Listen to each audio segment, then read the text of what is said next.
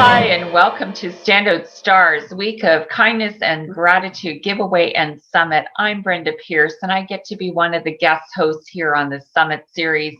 And I'm bringing to you an amazing guest today, somebody who I've known personally for a number of years, and we have a parallel path.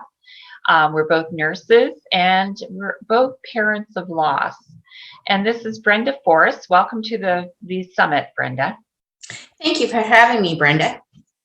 It's wonderful to have another Brenda online with me. And one of the parallel things is not only our name, but the fact that we are both co-contributors, co-authors to the Secret Child Life After Loss book. And so we're going to fill this show with, an amazing parallel path, but not only that, but the path of kindness that has also transcended our journey. And Brenda is a registered nurse also. And so, we have so much commonality, and we grew up not too far away from each other, actually. Right. And we live in the same town. So it's a small world. It truly is. And Brenda joined the book once I realized that we both had a situation that was near and dear to our heart. And Brenda wrote an amazing tribute, amazing story about her son, Kevin, who passed away at the age of 9.5 years of age in a very sudden and tragic way. And even though the subject matter is difficult and it's devastating and life-altering in so many ways, there is some legacy and light that comes from the sharing of truth and the sharing and bonding of parallel paths. And so Brenda, I'd love for you just to tell us a little bit about you. I've said some things, but I'd love for you to explain a little bit more about who you are and what has transpired since that day when Kevin passed away. Okay, I was born and raised here in Tillsonburg, and I've done a full circle.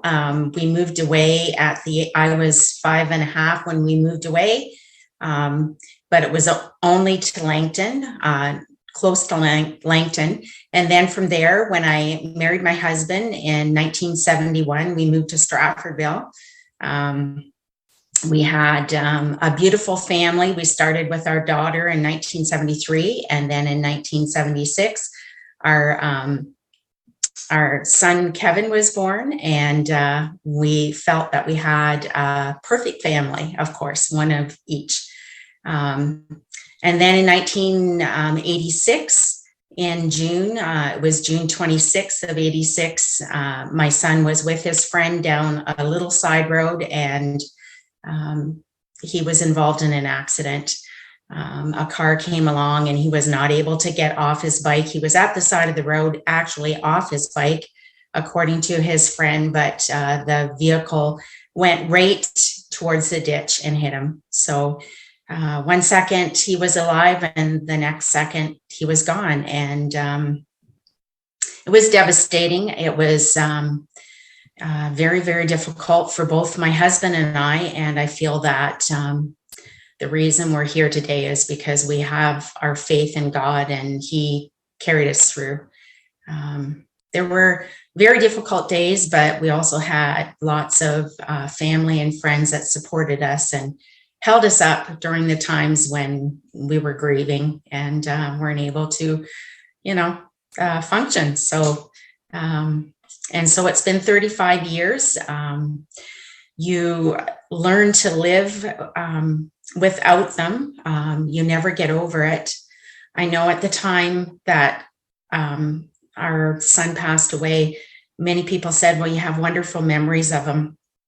We didn't want those memories. We wanted him there. But now that he is gone, we have some wonderful memories. We have wonderful pictures. And so, yeah, I was very excited to be invited to put a story in the book. And that was quite a process as well. It was, challenging to write it and to read it back. And my husband and I both had tears of healing and yeah, so it's been very, very healing for us, and we're very thankful. And I do appreciate having the opportunity to tell Kevin's story. Absolutely. It sounds like, on the road, on the journey of life, that we're journeying through grief. You never get over it. You never can run from it. It's always there with you. But it sounds like the journey has been filled with not only days of sadness and sorrow, which is expected, but also there have been days of kindness. And I'd love for you Yes. to expand upon that a little bit for us. Mm-hmm.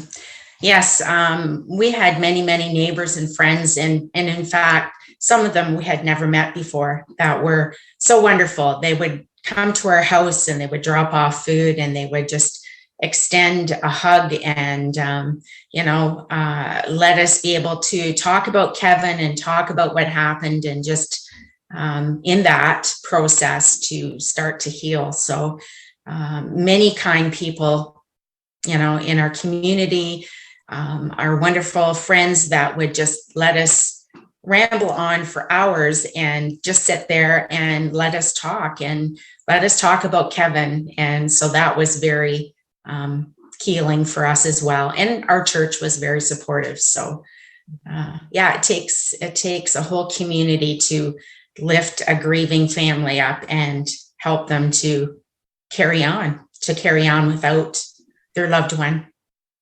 Yeah, and it's true. It's like you never know who is going to become your extended family when That's right. circumstances like this happens. And it sounds like your life's been filled with that, and what a blessing. When the event happened, you were actually just registered to go into the nursing program. Yes. And I'd love for you to describe a little bit about what that journey was like for you. I had always wanted to be a nurse. And when my husband and I became engaged, we knew that we were going to be farming. So we thought maybe instead of me going through for an RN, that we would just work on the farm. I think it was God's plan, because in early 1986, I had an idea to go back to school. Farming wasn't doing as well. And so I applied to nursing, something I'd always wanted to do. And so I was accepted, and I actually had a high school friend that went with me as well. And another lady down the road that I had only just met. But of course, I had been accepted before our son passed away. So we needed to discuss whether I should be going off to school. But my husband felt I should, my family felt that I should, and even our pastor encouraged me to go ahead and go. And it was difficult because I was away from home, for long periods every day, but I really feel that it was healing. Every teacher that taught classes would ask about a little bit of our history. So I told every one of them, they all knew that I had just lost a son. And it was healing, because when I would come home, when my husband and I worked together on the farm for years, it was great, but we were together all day long. So we really had, nothing much to discuss in the evenings, where when we were apart, my husband had lots to tell me about what went on in the farm, and I had lots to tell him about school. And it just seemed to be a healing thing for both of us. And our daughter, I know it was hard on her, but she had some responsibilities that she hadn't had before. And so I think it was healing for all of us. Right. So, so Kevin divinely was also there with you as you were pushing you on, right? Absolutely. I really, in the beginning days, we felt him so close. And if I could tell a brief story about while I was in school, one day my husband was in the barn working with some other people, and he heard some screaming going on outside. So he went out and realized that the neighbor across the road had put her two young children under about 4 years of age in a vehicle running, and had gone back in to get the playpen, but they had actually put it in drive. And so the vehicle had gone past their house. It had turned, gone by the barn, had missed the fuel tanks, had come across a busy road, had gone by our barn, and was proceeding to do the same thing again. And so my husband ran out to try to get on the back of it. Was a ranchero, to get on the back of it to see if he could climb in to stop the vehicle. But it slowly, after a second time around, it slowly edged into the ditch and stopped. And there were like a busy road. There were 2 great big ponds. And we believe that Kevin divinely is looking over them and actually steering the vehicle, like keeping them safe. Wow. We really felt that he definitely was there. So Wow. yeah, it was such a miracle, and they were both fine. And as soon as my husband opened up the door, the one little girl blamed the other girl for doing it. And it was, we all laughed, but it was a blessing, a real blessing. And we feel Kevin he was there. Yeah, and confirmation comes when you least expect it. So yes, such a beautiful, and when they're involved. That's right. You just get those God bumps, and you never forget those things. I know That's with right. my own son, Kevin, who is the surviving twin, had a miraculous recovery from an auto accident where he was not strapped in his vehicle, and the girl beside him wasn't either, and the car was T-boned, and they miraculously were able to walk out of that. There is no doubt that there is such a thinness between the veil.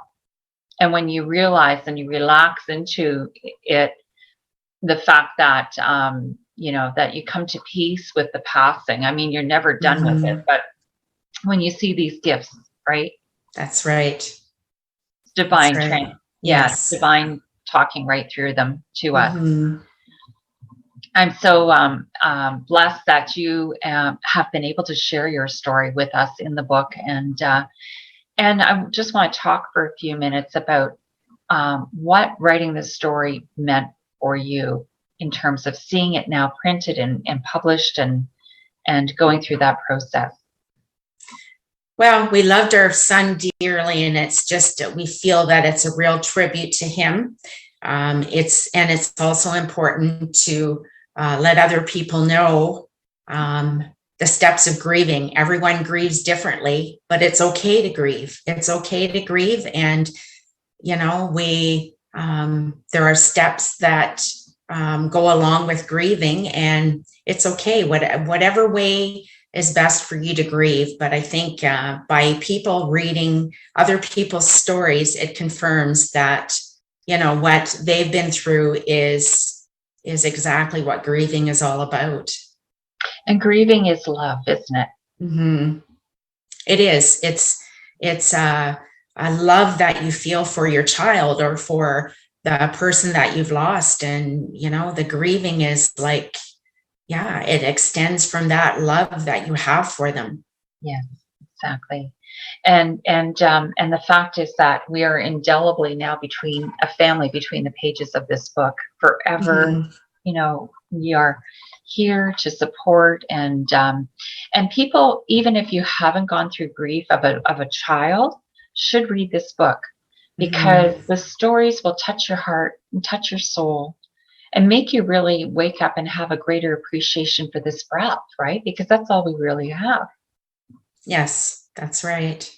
And also, can give them ideas on how to help grieving, because in the book there are, they talk about different people that have helped with grieving, and the steps to take. Mm-hmm. Exactly. And sometimes, people have a different reaction. The people we think that are going to support us turn their backs on us sometimes, right? And so if they know that it's okay for them to be uncomfortable with their discomfort, it really validates and reinforces us as grievers. That's right. Yeah. Because our first Mhm. thought is rejection, right? They're rejecting Mhm. us, and maybe not. They're just uncomfortable with the process. Mhm. But the thing is too, and you, like me, have had decades in the nursing profession, and we've touched literally thousands of lives in their various aspects of grief and grieving and life and letting go. And so it's important for people to understand that our children never meant to hurt us when they passed. And that's That's a big true. one, isn't it? It is very much so. Yeah. Mhm. And that we are their breath, we are their legacy. We get Mhm. to, as mothers, we have their stem cells inside of us. So a piece of them is always with us. And, when we realize that grief is a natural process, and in North America, grief has kind of been a taboo or a very uncomfortable subject. And so with this book, The Secret Child Life After Loss, we are transcending the taboo. We're making grief a part of celebration of life in a new and dynamic way that can help Mhm. people to maybe live more fully. Absolutely. That's our hope. That's our premise and our prayer for this book. And so in this was your first writing project, wasn't it, Brenda? Yes, I have written for an aunt that produced a book on mothers. Nice. And so I wrote a story about my mom, but this was the first one for grieving and on the loss of Kevin. Mhm. Right. And the process of writing, though, how do you find it? Do you find it very cathartic for you, or when is it easier when it's a personal subject, or did you have a lot of trepidation in writing this story for the book? Um, no, I think it was a process. I think I wrote a bit and then I thought, and I wrote some more, and I wanted to make sure that I hadn't forgotten anything. Um, and it was difficult, but it was also healing. But it brought us right back to day one again, which there's nothing wrong with that. You do have times where you go back to that day, and it makes it yeah, it makes it hard, but at the same time I just uh, really appreciated honoring my son. And it is. Your story is very honoring and loving and kind, and very filled with a lot of wisdom from the road of the grief and the journey onwards. And and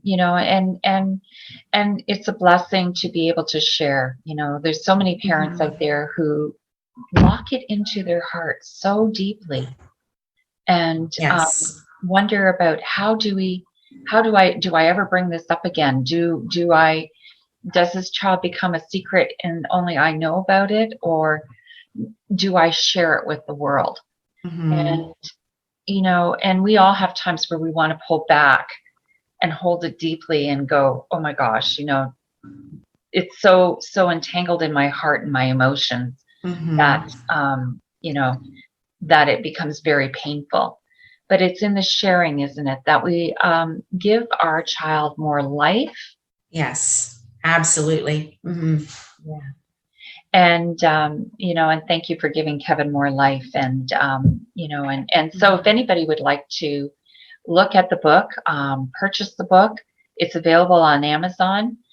You can also go to our special collective gift page that we as the authors of this book have put together, where Brenda is sharing a recording of what really helped her sustain strength through the journey, and has sustained her even to this day. So please visit www.thesecretchildbookseries.com/WOK for Week of Kindness. And really, when you think about it, we are okay. Mhm. And so Right. for the standout stars, Gift of Kindness and Gratitude Summit and Gift Giveaway, this is Brenda Pierce and Brenda Foris signing off for now. Thank you so much for being with us today. Thank you. And there we are. How was that? You were It was good. fine.